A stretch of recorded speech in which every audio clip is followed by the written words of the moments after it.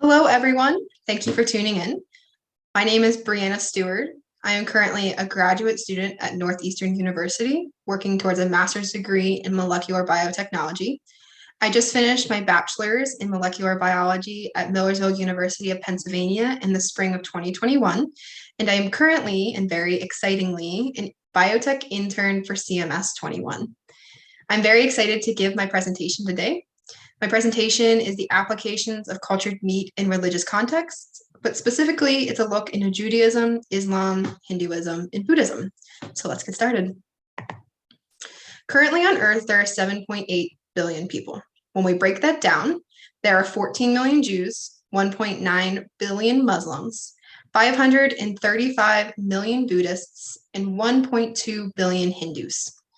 All four of these mentioned religions include religiously dictated diets that either restrict the consumption of specific meats, as is the case in Islam and Judaism, or they restrict the consumption of all meats in vegetarian-based religions, such as Buddhism or Hinduism.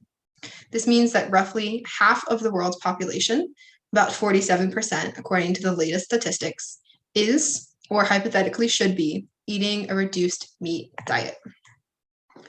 So when we're considering these dietary restrictions in regards to the global food market, it's important to identify consumer need in order to predict potential supply and demands for technologies like cultured meats. Of the global market, the kosher food market was valued at $19.1 billion in 2018. The halal food market was valued at $1.9 trillion in 2020, and the vegan and vegetarian food market was jointly valued at $12.7 billion in 2018. Together, there's nearly $2 trillion of revenues being spent on food products that are specifically alternative to restricted meat, dairy, and animal byproducts on a calendar year. The market is steadily rising with both the increase in human population and the increase in the popularity of different religions. And for all of these reasons, I wanted to give a brief look into the potential application of cultured meat for individual religious communities. So let's begin with Judaism. Judaism is a monotheistic religion built upon the Jewish Bible, the Tanakh, which includes the Torah, the Nevi'im, and the Ketuvim. Within these religious texts, there are a set of dietary laws concerning the suitability of food called kashrut. The laws of kashrut determine what is kosher or permissible for consumption and what is non-kosher or forbidden for consumption. To determine kosher versus non-kosher, there are three main ideals outlined in the kashrut. They are: is the source animal a defined kosher species? Has a ritual slaughter been performed? And have the additional restrictions been followed? When a food fits within all three of these categories, it is deemed kosher. So the first consideration for determining if a food is kosher is whether the animal source was deemed permissible for eating. This is either according to tradition or by the Jewish Rabbinical Society. Briefly, an overview: kosher land animals must be ruminants with a fully split hoof, including cattle and lamb. Fowl are determined according to tradition, including chicken, duck, goose, and turkey. Insects are always considered non-kosher, with the exception of certain locust species that have been defined by Jewish tradition. And sea animals must have fins and scales. Oppositely, non-kosher animals include pork and rabbit, certain birds, catfish, sturgeon, and shellfish, and the consumption or the cooking of meat and dairy together. The second consideration is the processing, cutting, and cleaning of a kosher species known in Hebrew as shechita. Shechita is the ritual slaughter that is intended to give meaning to the killing of an animal and is necessary in Judaism for a meat to be considered kosher. Shechita customs are passed down orally since the teachings of the prophet Moses and include: the ritual slaughter must be performed by a shochet or someone of practice. The shochet must kill the animal with a swift severing of the windpipe and the food pipe without touching the spinal cord, and the killing should be taken out by a long curved knife that is used to prevent suffering. All of these ideals are necessary for the ritual slaughtering. The third consideration includes additional restrictions that are noted by scholars. These restrictions include, but are not limited to, the consumption of flesh, blood, or removed limbs, the mixing of meat or meat derivatives with milk or milk derivatives, and the use of non-kosher instruments for the handling of kosher foods. So once we understand what kashrut is saying, the question remains, is cultured meat considered kosher? There's been a discussion within the Jewish Rabbinical Society over the last decade that has increased in its importance, but there's been no current consensus. Some rabbis within the society say that cultured meat would be considered kosher, while there are other Orthodox rabbis that say it would not be considered kosher. When we're talking about the overall considerations, however, there is a consensus for the three different ideas. How starter cells are defined will determine whether the cultured meat can be deemed kosher and how the cultured meat products must be treated. So according to rabbinical law, the starter cells can be considered in one of three ways. Firstly, starter cells can be considered identical to meat. This means that the starter cells begin as meat and they grow into meat, and there is no change in the substance during the process. If starter cells are considered as identical to meat, they must be obtained or harvested from a kosher species, and that kosher species must undergo a ritual slaughter prior to the harvesting. Secondly, if the starter cells are considered as a meat derivative, this means that they are neither meat nor non-meat, but something else that is different than flesh. Since they are not considered flesh, these starter cells would not have to come from a kosher animal for the cultured meat to be kosher itself. However, there still must be a ritual slaughter prior to the harvesting of the starter cells.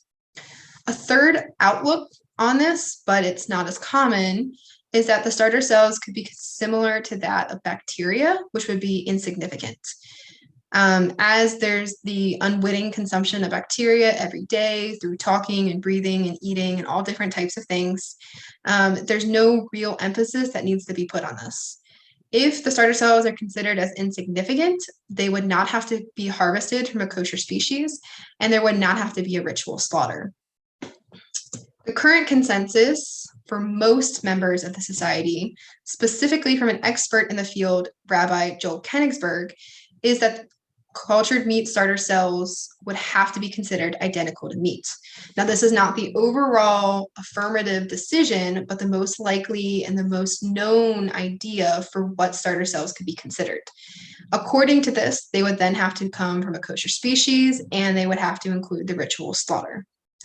Additionally, it should be noted that there is some discussion with the growing up of these starter cells, as a lot of cultured meat processes currently use fetal bovine serum. We know, according to kashrut, that blood is forbidden for consumption. So this is another area of debate that's being looked into by scholars about whether the use of fetal bovine serum as a growth medium would automatically make cultured meat non-kosher, or whether it would still be kosher. Additionally, it should be noted in recent news, in June of 2021, the first cultured meat factory opened in Israel, currently working through the processing and the production. And it is making chicken, pork, lamb, and beef. However, they are not using fetal bovine serum as the main growth medium. The second religion I looked into was Islam. Islam is the second largest religion in the world. It's monotheistic and follows the teachings of the Prophet Muhammad and the writings of the Quran. Much like Judaism, there are specific bylaws indicating the suitability of food according to Sharia law. These teachings include the Quran, the Hadith, and the Fatwa, which are rulings of Islamic scholars. Sharia law indicates that which is halal, or lawful for consumption, or what is haram, or unlawful, and it applies to all aspects of life, not just food.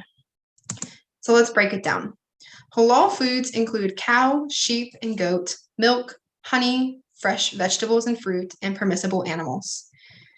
Similarly to in Judaism, for meat to be considered halal, it must undergo a ritual slaughter in the name of Allah that has to be carried out by someone of the practice. Additionally, it would also include the use of a ceremonial knife, and it needs to decrease the suffering of the animal. It should also be noted that a slaughtered animal must be alive at the time of slaughter. Anything taken from a dead animal is considered dead itself and is automatically forbidden from consumption. It's also important to note in the debate for cultured meat that if an animal is pregnant, the embryo must also undergo a ritual slaughter following the immediate slaughter of the mother. And the phase of which the fetus is developed also needs to be taken into consideration in the debate of halal versus haram. Oppositely, haram foods include pork, blood, animals slaughtered without ritual, animals that are dead prior to the slaughter, and foods contaminated with any haram substance. So when we're looking at the considerations for cultured meat halal status, there are some similarities to Judaism.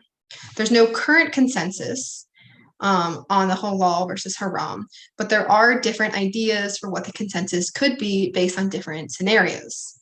As outlined in the paper Cultured Meat in Islamic Perspective, written by Dr. Muhammad Hamdan, an expert in the field, and he also wrote the paper in coordination with Mark Post, the starting materials under question for the considerations of cultured meat halal status would include ESCs, or embryonic stem cells, ASCs, or adult stem cells, and the fetal bovine serum. So firstly, let's talk about embryonic stem cells.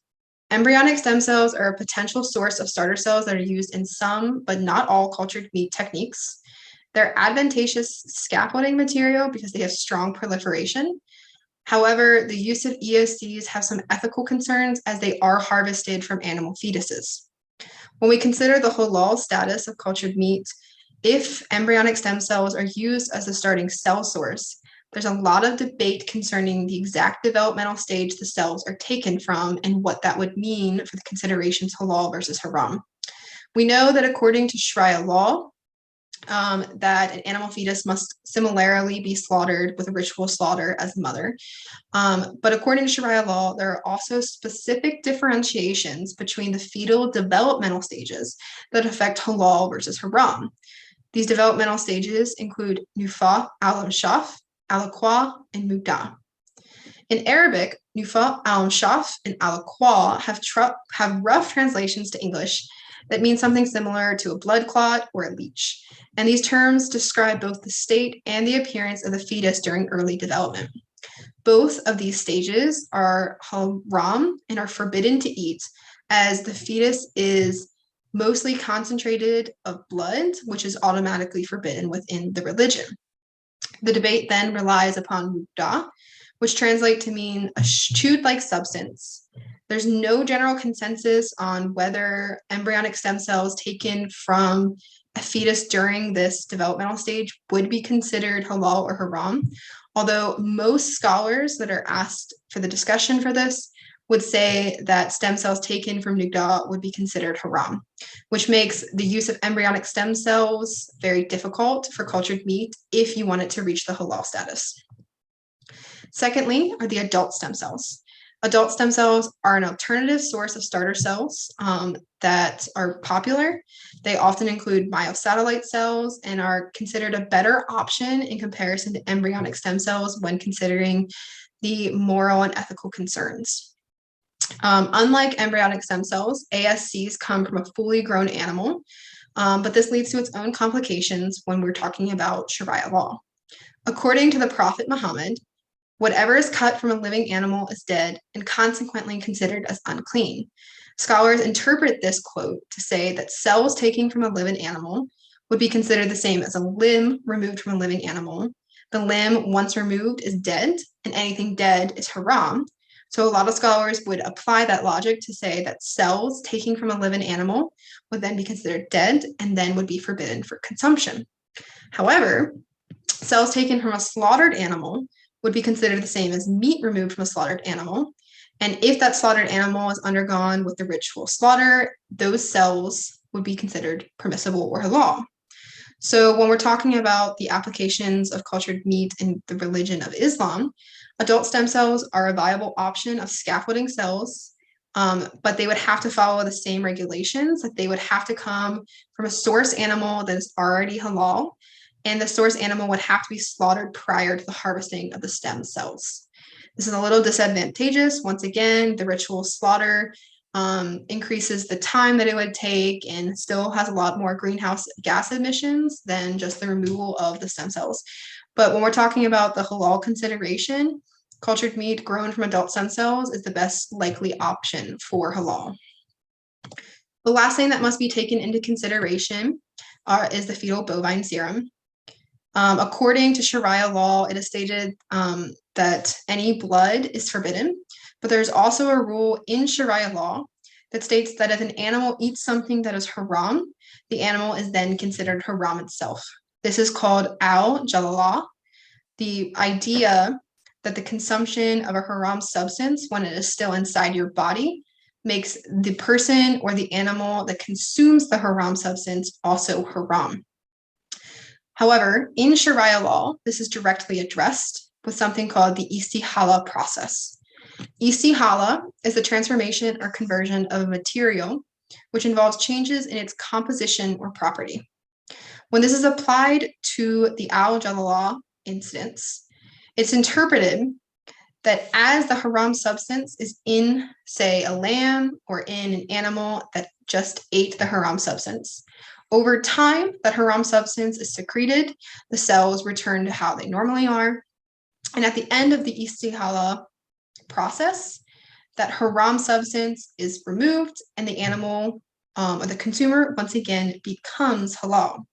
So when this is applied to the use of fetal bovine serum, as many scholars think that the application would be valid, the idea is that embryonic stem cells removed from a halal species would undergo this istihala process during development in the lab environment, meaning it wouldn't matter that the fetal bovine serum is what they are grown up in.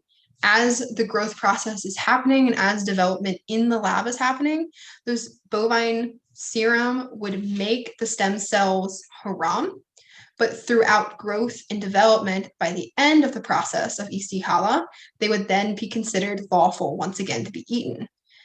This is a common concept and application of istihala within the Islamic society. There's no current consensus on it, but according to an expert in the field, Dr. Muhammad, it's likely that it would be applied and usable for cultured meat. Now, there's no current idea either, as there's no consensus. There is no consensus on how long the istihala process would take, but it's likely that it would take the same amount of time that the growth and development of the stem cells to the final cultured meat product would take, that there would not be any overlap or extension. As a side note, there is a startup company called Steward that's in South Korea currently that is looking at the use of algae for a serum in scaffolding as a replacement for the fetal bovine serum. And I did mention that the startup company in Israel is also using alternatives to fetal bovine serum. So if this is possible, if this is a common procedure for cultured meat, the istihala process would not even have to be considered. The third religion that I looked at is Hinduism. Hinduism is the world's third largest religion and is also noted as a way of life. It is most largely practiced in India and is a polytheistic religion. The law of ahimsa is one of the main foundational principles of Hinduism. Ahimsa is the Hindu term that refers to non-injury in thoughts, words, and deeds to any living being, and is broadly interpreted as a directive for Hindus to live a vegetarian lifestyle. However, historically, Hinduism is not a vegetarian-based religion. The idea and the application of vegetarianism within Hinduism has just recently developed over the last couple centuries. When we look at the history of Hinduism, it wasn't until the 4th century, following the popularity of the Krishna cult, that in the area of India, something called the Law of Manu was passed, and the Law of Manu restricted meat eating to sacrificial occasions only. It wasn't until the 15th century, with the translation of the Bhagavad Purana into the Hindu language, that included the dictation that no Orthodox Hindu could eat or kill a cow. And it wasn't really until the 20th century that vegetarianism was strongly encouraged by leaders within Hinduism, specifically Mahatma Gandhi. Gandhi preached that following the law of ahimsa was the best way to avoid injury or suffering in the daily life. But Gandhi himself did recognize that killing was a part of life, so long as it is performed in a detached way without anger or selfish moves. With all of this, there's also the idea of karma and reincarnation, which are strongly linked to the vegetarianism as concerns that one should not eat meat. Scripture taken directly from the Manusmriti, which is one of Hindus' earliest sacred texts, says, without the killing of living beings, meat cannot be made available. And since killing is contrary to the principles of ahimsa, one must give up eating meat. However, despite the commandments from the religious texts encouraging vegetarianism and the encouragement from religious leaders, there is an issue with inequality in the caste system in India that affects the ability for people in the religion to be vegetarians. Currently, only 34% of Hindus in India are practicing vegetarians, and this figure is also believed to be inflated due to societal pressure to claim vegetarianism. When we're considering the applications of for cultured meats in vegetarian religions such as Hindu, there's no direct consensus and there's not a lot of discussion. We see a lot of discussion within Judaism and Islam because both of these religions are very strict in their dietary restrictions, but there isn't much discussion within Hinduism. A study by Brianna et al. In 2019 found that roughly 60% of Hindus eat lamb and goat, roughly 70% of Hindus eat chicken, and roughly 18% eat pork and beef. Now, beef is the largest, most well-known restriction in Hinduism, so it would make sense that a very small population of Hindus actually do eat that. But overall, there is evidence that Hindus are not also practicing vegetarianism as widely believed. Brianna et al. Concluded that cultured meat is an alternative to meat eating that follows the law of ahimsa, as it's reducing the suffering and the killing of animals. And because of that, it would likely be accepted within Hinduism, but it would also depend on the animal. Brianna et al. Found that while 18% of Hindus currently eat beef, only 18.9% would be interested in eating cultured beef. So with the application of cultured meat for Hinduism, it would also strongly correlate to which animal and the cells are being harvested from. And lastly, I looked at Buddhism. With similar foundations to Hinduism, Buddhism also maintains the law of ahimsa as one of its main teachings. Separate from Hinduism, Buddhism is also based upon the 5 moral precepts, the first of which claims that one should abstain from the onslaught of all breathing beings. The 5 moral precepts are the vows that are taken by Buddhist monks. While main members of Buddhism in the general population that aren't monks usually only abstain to the first moral precept, they don't take the vow of all 5 as seriously. Historically, we have the Theravada Buddhists, who are a sect of monks that believe that meat eating is condoned only when meat is supplied by other people. Theravada monks did not turn down the food that was given to them, but they themselves would not slaughter animals for meat. Oppositely, there's also the sect of the Mahayana monks that believe that meat eating is forbidden. Under no circumstances should meat be consumed. They did not care if it was given to them, they would not eat meat. And over the years, the idea of meat restriction has kind of developed from both monk sects. A quote directly from Gautama Buddha says that meat eating I have not permitted to anyone. I will not permit meat eating in any form, in any manner, and in any place. Now, while this is a very clear commandment, or it sounds like a very clear commandment, there is a lot of debate within the religion itself. Specifically, the current religious leader of Buddhism, the Dalai Lama himself, is not a strict vegetarian. The Dalai Lama will eat any meat given to him, and he also eats meat on a weekly basis for health reasons. There's been a lot of debate and issues within the religion between Buddhist monks and the Dalai Lama that argue that he should be retaining the vegetarian diet at all times, but there's been very little comment from the Dalai Lama on why he believes is acceptable or the different circumstances that would make meat eating acceptable within the religion. So similarly to Hinduism, there's no direct consensus. There's very little discussion within the community. The same study by Brianna et al. Found that within China, which is the largest Buddhist country in the world, only about 4% of the Buddhist population were vegetarian. Now, this is 50 million of about 1.4 billion people, but it's still a very, very low percentage of people within the religion that are practicing the religiously dictated diet. Brianna et al. Found that globally, about 70% of Buddhists eat lamb and goat, about 80% eat chicken and pork, and about 90% eat beef. They concluded that cultured meat would most likely be accepted within the Buddhist religious community because, once again, it is following the first moral precept and the law of ahimsa.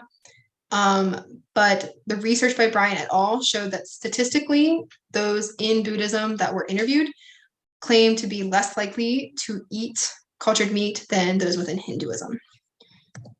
So the overall obstacles when we're talking about Hinduism and Buddhism are a lot larger than the obstacles that we looked at for Judaism and Islam. Firstly, those following vegetarianism are within the minority. The religiously dictated diets are frequently ignored by the general population, which makes the concept of cultured meat as an application not a big deal, honestly. If people aren't following the religiously dictated diets, they're not going to be looking for alternatives such as cultured meat. A second obstacle is that there's no current consensus on the requirement of vegetarianism within either Hinduism or Buddhism. There's a large number of religious texts that preach for vegetarianism, and there have been religious leaders throughout the last couple centuries that also encourage it within followers, but there's no consensus, there's no issue. There are issues in the community, because there's no consensus, especially when we look at Buddhism with the Dalai Lama, who is the top religious leader. Him himself is not a vegetarian, which causes conflict. And lastly, there's a very keen lack of discussion in these communities. Judaism and Islam are constantly having discussions about the applications of cultured meat. There's very well laid out points about what would be considered potentially as halal or kosher and what wouldn't be. And these points are based on religious texts and scholars who have studied this. But when we look at Hinduism and Buddhism, the discussion is not there. It makes it a lot more difficult to realize if cultured meat would even be applicable in these religious communities. As an acknowledgement, I would like to thank both Rabbi Joel Kenigsberg and Dr. Mohammed Naqib Hamdan. Both of these gentlemen let me interview them and gave me a lot of primary research in my studies. I wasn't able to interview anyone directly with primary interview in Hinduism or Buddhism, but the main part of my research was with Islam and Judaism, and so just a great shout out to them. And then I have my acknowledgements and my bibliography. I'm more than happy to answer questions if anyone wants to email me. And that's it. Thank you so much for listening. I hope everyone enjoys CMS.